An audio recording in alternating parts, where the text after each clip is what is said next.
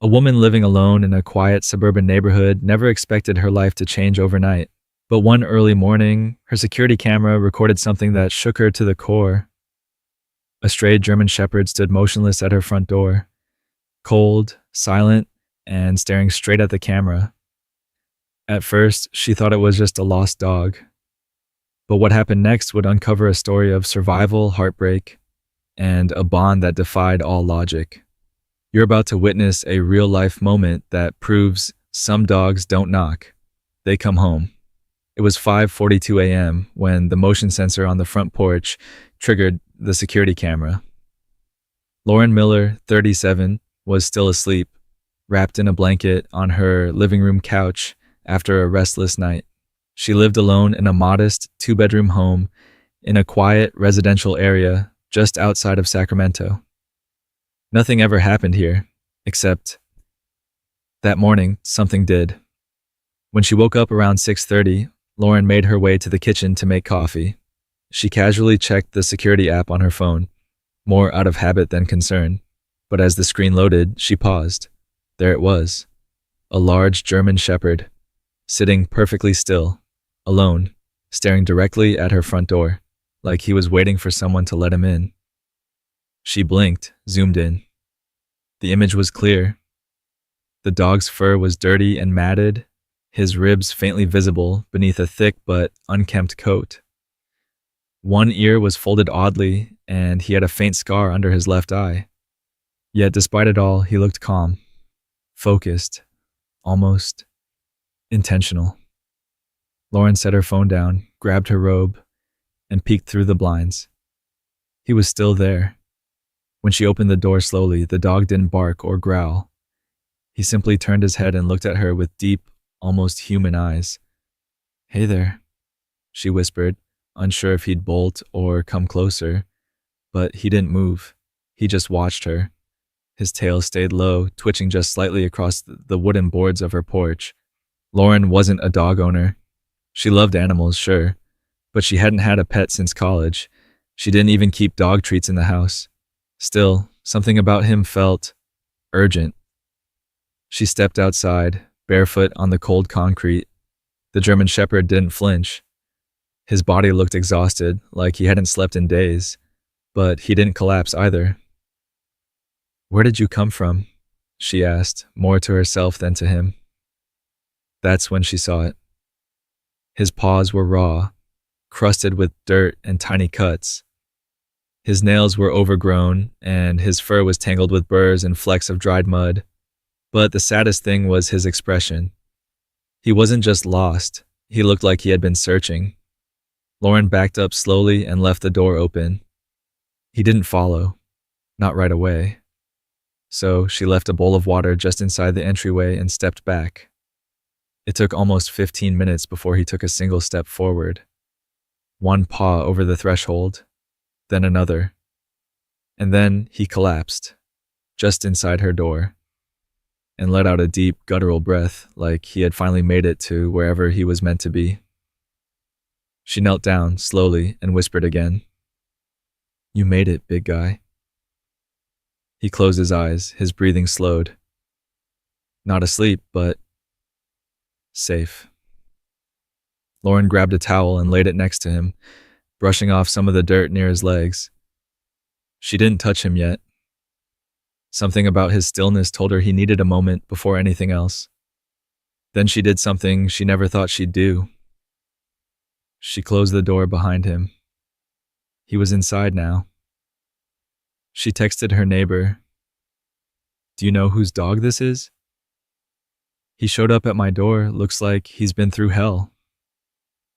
The neighbor replied 2 minutes later, "Wait, I think I've seen that dog before, but not in our area. I think I saw him in a missing dog post from years ago." Lauren stared at the message. "How many years? Like 8? Maybe more?" She looked down at the dog again. He opened one eye, and it hit her. This wasn't just any stray. This dog had a history. A reason. A past that was about to change both their lives. Lauren didn't go to work that day. She called in, simply saying, "Something came up at home." She didn't know how to explain it. How do you tell your boss you're staying in because a German Shepherd walked into your life and collapsed on your floor? The dog, still unnamed, hadn't moved much since he entered. He drank some water, refused the crackers she offered, and simply rested with his head down and his body pressed to the towel. But there was something heavy in the way he lay there. It wasn't just fatigue. It was like he had shut down everything except the bare minimum needed to survive. Lauren sat across from him, not too close. She wanted him to feel safe. She noticed the scar again, the thin one under his left eye. It was healed but deep, like a cut that never truly softened. His left ear also had a small notch missing. Signs of hardship, or maybe something worse. She spoke to him gently, testing names like someone might with a child. Bear? Diesel? Storm? Each name was met with the same calm blink. Then, almost as a joke, she said, "Max?" The dog didn't move, but his tail thumped. Once. Lauren sat up. "Max?" This time, one ear perked slightly. It could have been coincidence, or wishful thinking, but her chest tightened. She knew what she saw. She pulled out her laptop and searched. Missing German Shepherd named Max. She narrowed it by state, then city, then added, 8 years ago. Her heart pounded as she scrolled through posts, most outdated, some heartbreaking. Dogs that never came back, families that never stopped posting. And then she found it, an old listing on a site that was barely active now, a blurry photo of a younger, well-fed German Shepherd, one blue toy in his mouth. The post was dated January 2nd, 2015. Missing dog, Max. Male German Shepherd, 3 years old. Scar under left eye. Family devastated. The owner's name, Daniel Reyes. The location, another city nearly 60 miles away. Lauren froze. "Is that you?" she asked softly. Max blinked, and this time, his tail thumped twice. She took a screenshot of the listing and zoomed in. The background showed a small child in the corner, maybe 4 or 5 years old, playing in a backyard. Lauren looked at Max, then the photo, then Max again. "You were someone's family." She didn't know what to do next. Should she call, email? Was the number even active? She looked at the timestamp again. Over 8 years had passed. She leaned in just a little closer. "I don't know how you got here, but if you are Max, someone out there is still looking for you." Max opened his eyes wider. For the first time, she saw a spark. And then he did something unexpected. He stood. Shaky, slow, but determined. He walked toward her, stiff and cautious, and gently rested his head in her lap. Lauren froze. Her hand hovered over his fur. Then slowly, carefully, she rested it on his back. He didn't flinch. She closed her eyes, holding back the tears. Later that night, she called the number in the ad. It rang once, then again, then voicemail. She hung up. 10 minutes later, her phone buzzed. Unknown number. She picked it up, heart pounding. "Hello?" A man's voice answered, deep, unsure. "Someone just called me about a dog." Lauren looked at Max, who had fallen asleep near her feet. "Yeah, I think I found your German Shepherd." Silence on the line. "Is this a joke?" "No, I have pictures. I saw your listing, the scar under the eye, the name." He responded. The man didn't speak at first, then his voice cracked. "That was 8 years ago." Lauren whispered, "I think he just found his way back." The silence on the line stretched longer than Lauren expected. You're serious? The man finally asked. You found a German Shepherd with a scar under his eye? And he answered to Max. Lauren nodded, even though he couldn't see her. Yes. And he walked into my house. On his own, just showed up. Where do you live? The man asked, his voice cautious. Sacramento, East Side. That's almost 60 miles from where we lost him. The man introduced himself as Daniel Reyes. He sounded overwhelmed, as if someone had just reopened a part of his life he had sealed shut. Lauren could hear it in the way his voice broke slightly every few words. Grief, mixed with disbelief. He ran off during a thunderstorm, Daniel explained. Gate must have blown open. We searched for months, put up flyers, hired a tracker, nothing. Lauren looked at the dog now sleeping at her feet. It was hard to picture him running. He seemed too tired for anything more than dreaming. Daniel asked for a photo. Lauren took one. A close-up of the scar, his eyes, his folded ear, and sent it immediately. The reply came 30 seconds later. Oh my God, that's him. Then another message followed. Are you home now? I can come right away. Lauren hesitated. Something in her gut tensed. Not fear exactly, but protection. Max had chosen her door. He had collapsed in her entryway. He had finally relaxed in her presence. What if seeing someone from the past sent him back into survival mode? She didn't want to lose the trust he had given her so carefully. Yes, she texted back. But let's take it slow. He's fragile and scared. Daniel responded with understanding. I'll be there in 90 minutes. Please tell him. He's not forgotten. The wait felt longer than it was.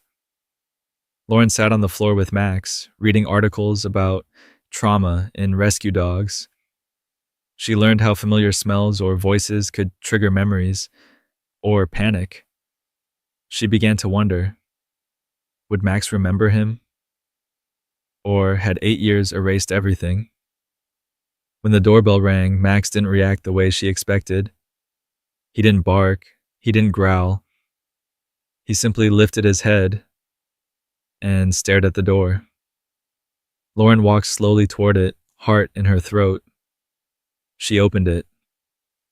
There stood Daniel Reyes, mid-40s, Hispanic, short dark hair peppered with gray.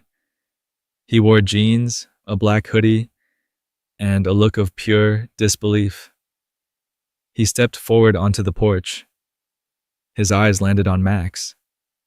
And Max, for a moment, didn't move. The dog stood up slowly. His legs trembled. He didn't approach. He just stared.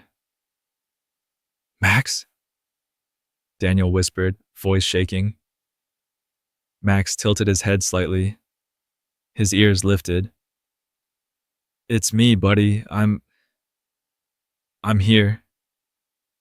Daniel crouched down, tears already rolling. I've missed you every single day. Max took one step forward, then another. He stopped a foot away. Daniel reached out a hand, slowly, palm up.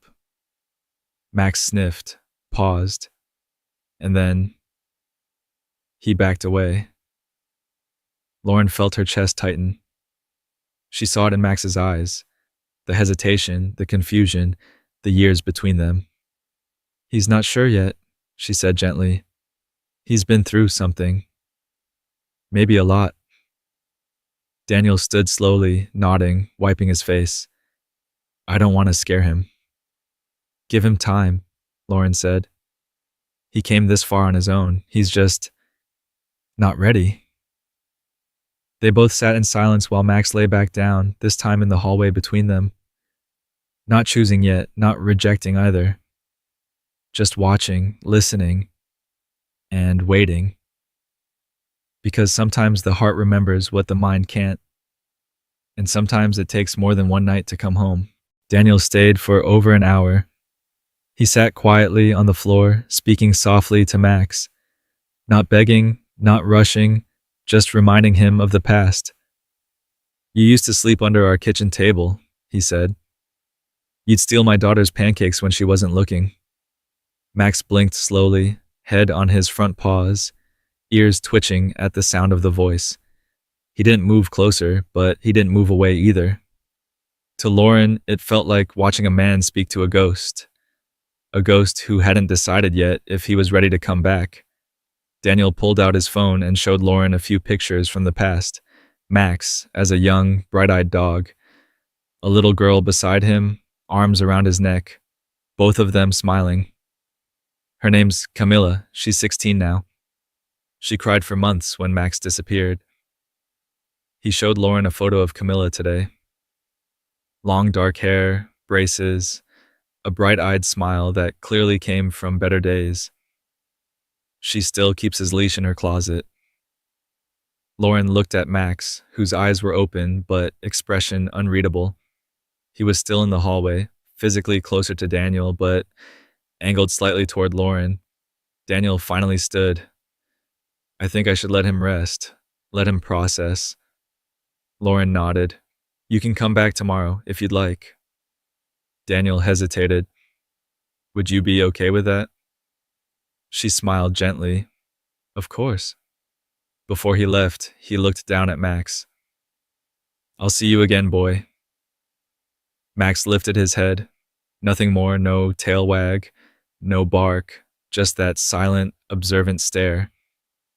That night, Lauren cooked rice and boiled chicken. She wasn't sure what Max would eat, but she wanted to try something gentle.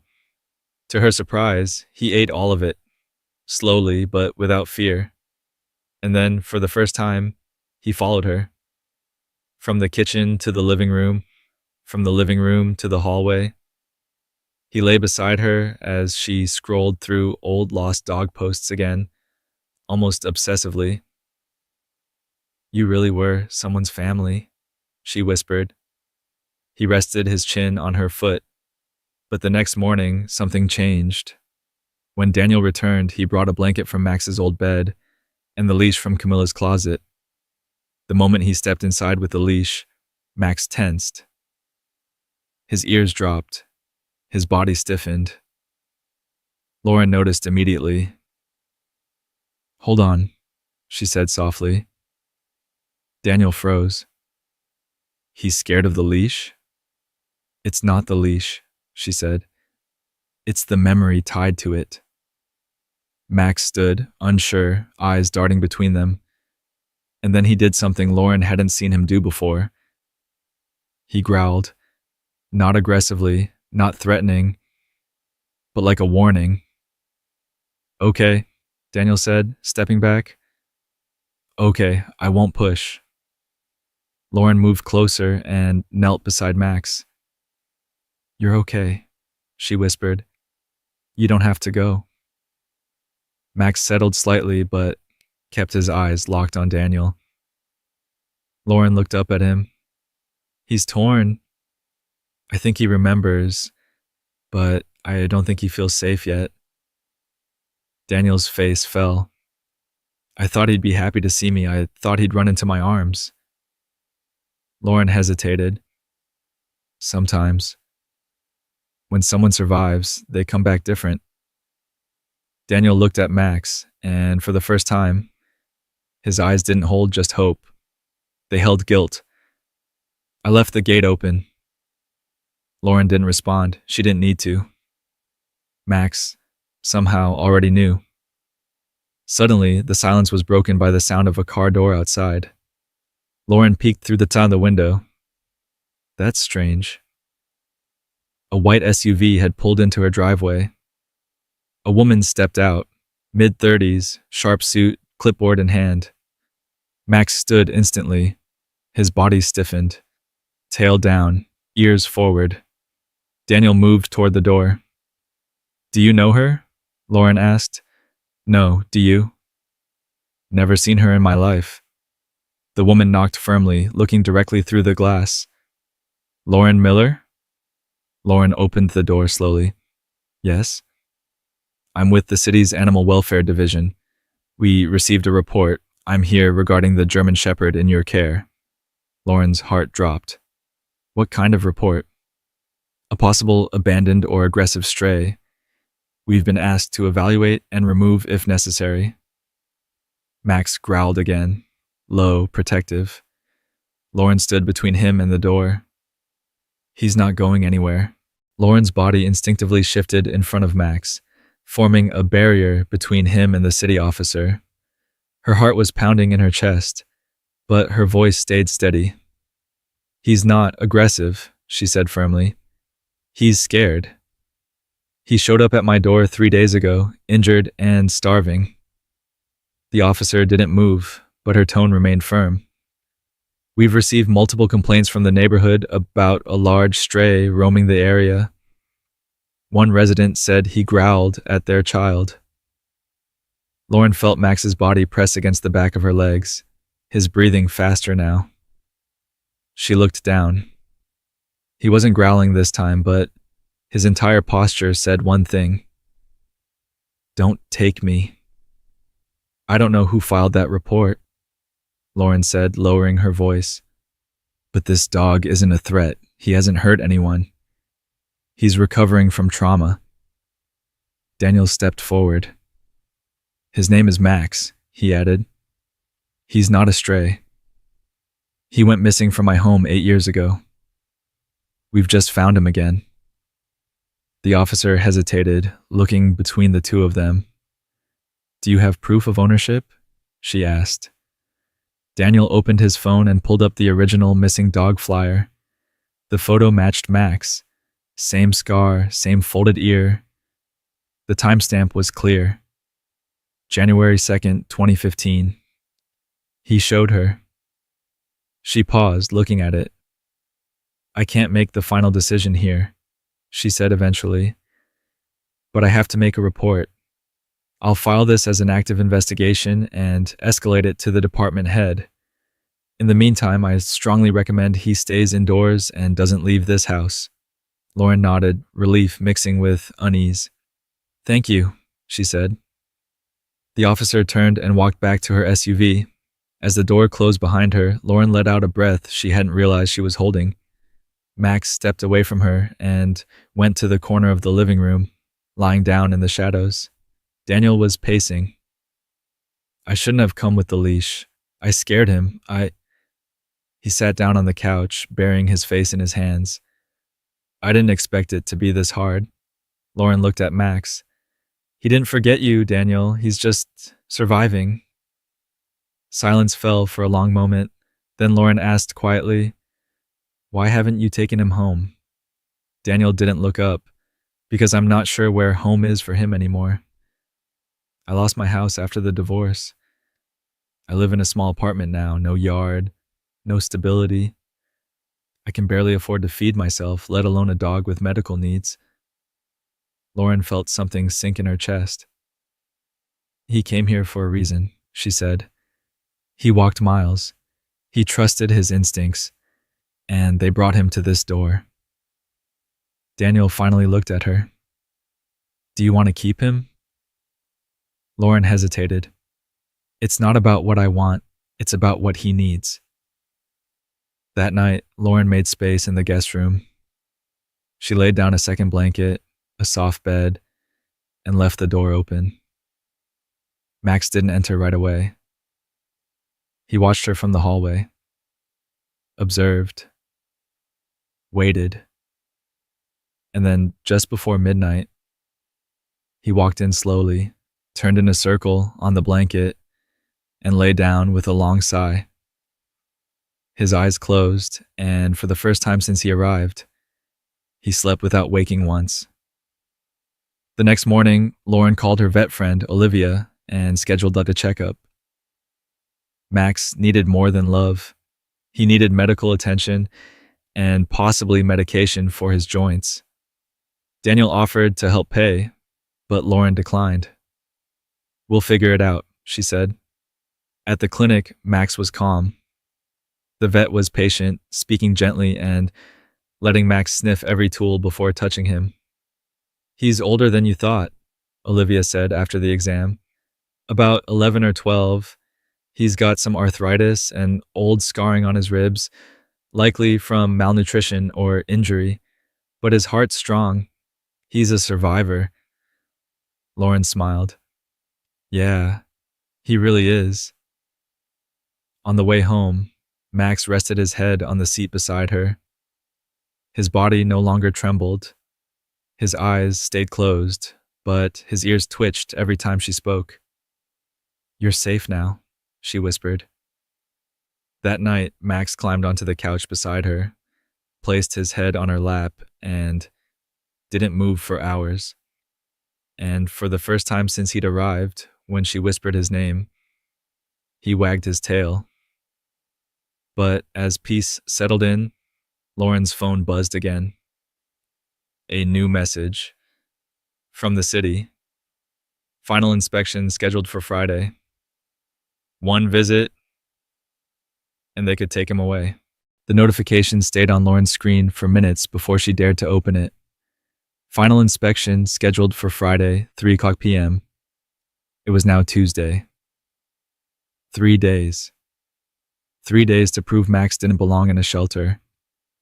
That he wasn't just another old stray. That he was something more. Someone. She forwarded the message to Daniel, her hands trembling as she typed. He responded almost instantly. "I'll do whatever you need." But what could they do? They didn't have paperwork, no microchip, just a scar under his eye, a photo from nearly a decade ago, and a dog who was finally starting to feel safe, but still wouldn't let Daniel near with a leash. Lauren looked at Max, asleep at her feet again, breathing slow and even. The way he trusted her now broke her heart in a way she didn't expect. "You came this far," she whispered. "We're not letting them undo that." The next morning, she started filming. She recorded Max waking up and limping slowly toward the kitchen. She filmed the way he waited patiently while she made breakfast. She captured the moment when she said, "Max, sit." And he lowered himself down with effort, still remembering the command after all those years.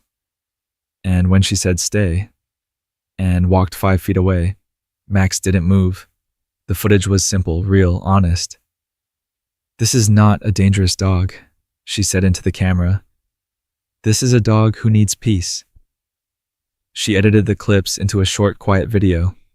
No music, just moments. Truth. And she sent it to the city contact with a short message. "Before you come Friday, please see who he really is." That night, she sat on the porch steps with Max beside her. The stars were beginning to show in the sky, and the street was quiet. Daniel pulled up in his car, slower this time. He didn't bring the leash.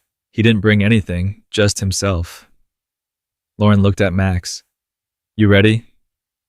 Max didn't move. Daniel walked halfway up the sidewalk and stopped. "Hey, buddy," he said, crouching low. "You remember me?" Max's ears twitched. Daniel didn't move closer. He stayed perfectly still. And then Max stood. Not fast, not excited, but curious. He walked 5 paces forward and stopped. Then another 3, then 2 more. He stopped inches from Daniel's hand. And for the first time, he leaned in and licked his fingers. Daniel's eyes filled immediately. He didn't say anything. He just closed his eyes and smiled. "You're still in there," he whispered. Lauren watched from the steps, her heart clenching. Max turned, walked back to her, and laid at her feet. "He chose you," Daniel said softly. "No," Lauren replied. "He chose both of us, in different ways." The next day, Lauren received a call from the city officer. She sounded different this time. "We received your video, and I have to say, it helped." Lauren held her breath. "However, The officer continued. Since the dog doesn't have updated ownership records or a chip, the evaluation will still go forward. If he reacts aggressively during our visit, we'll have no choice. Lauren didn't sleep that night. She sat beside Max, wrapped in a blanket, her hand on his back, whispering stories about her childhood, her job, her loneliness, her hope. You don't have to be anything more than what you are, she said, but please just hold on a little longer. Friday came, 3:00 p.m.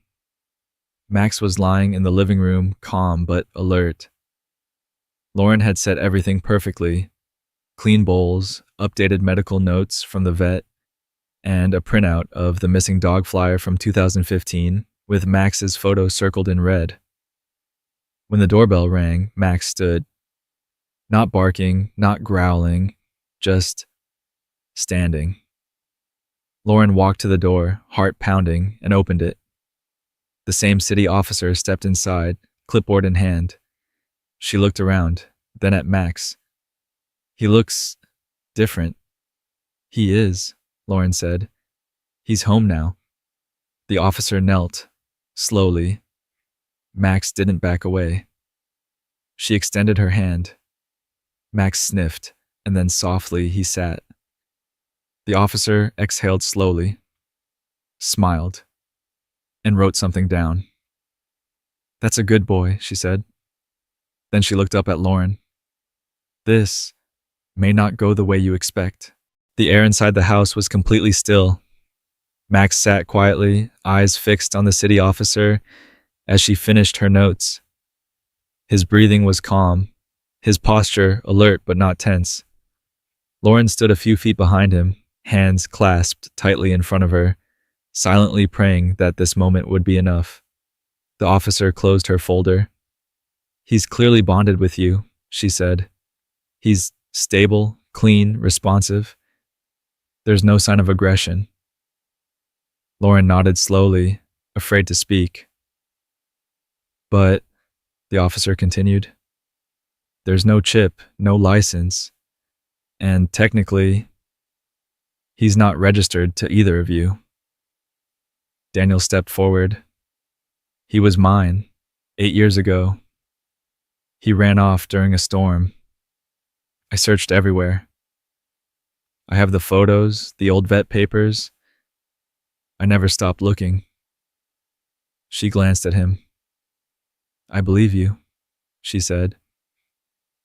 But the dog in front of me right now, he's not just your past. He's someone else's present. Everyone turned to look at Max. He wasn't moving. He wasn't wagging his tail. He was waiting. The officer looked at Lauren. There are 2 ways this can go, she said. I can submit for a temporary placement while ownership is sorted, or I can sign a permanent transfer of care based on his behavior and where he feels safe. Lauren's breath caught. Daniel looked down. Do what's best for him. There was a long silence. The officer knelt down one last time and looked Max in the eye. Well, she whispered. What do you say, boy? Max stood. He turned around, walked directly to Lauren, and sat at her side. Not touching, just present, like he had made his choice. The officer smiled and stood. That's all I needed to see. She signed the final page of her form, tore off a copy, and handed it to Lauren. You're his now. Tears welled in Lauren's eyes as she crouched beside Max and kissed the top of his head. You're home. Daniel nodded slowly. He's got what he needs. Lauren turned to him. So do you. He smiled, emotional. Can we still visit him? Always, she said. You're part of his story. That never changes. Over the next weeks, Max's transformation was undeniable. His coat regained its shine. He gained weight. His joints moved more freely with medication and warm walks in the sun. He stopped flinching at loud noises. And at night, instead of curling in a corner, He now climbed up beside Lauren on the couch and pressed his head against her side. He followed her everywhere, to the garden, to the bedroom, to the door when she left for work, and to the window when she came home. He no longer watched the door like something might take him away. He watched it like it belonged to him now. One Saturday, Lauren took Max to visit Daniel and Camilla. The moment Camilla saw him, she fell to her knees and wrapped her arms gently around his neck. Max leaned in, tail wagging. But after a few minutes, he walked back to Lauren and rested at her feet. Camilla smiled through her tears. He remembers, but he's chosen. Lauren nodded. I'm just glad you were part of bringing him back. Daniel sat beside them, quiet. He wasn't just a dog. He was a reminder that even when something's lost for years, it doesn't mean it's gone forever. As the sun began to set, Lauren and Max headed home. He leaned his head against the window, eyes half closed, content. And when they pulled into the driveway, he jumped down, walked to the front porch, and waited for her to open the door, as if he knew. This was it. This was where he belonged.